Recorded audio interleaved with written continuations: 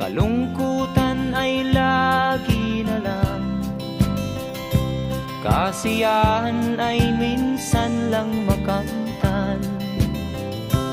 O buhay, kahit sa mga mayaman ay di lubos ang kanilang kasiyahan.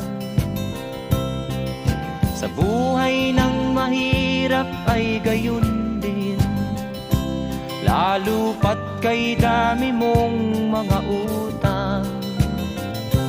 O buhay,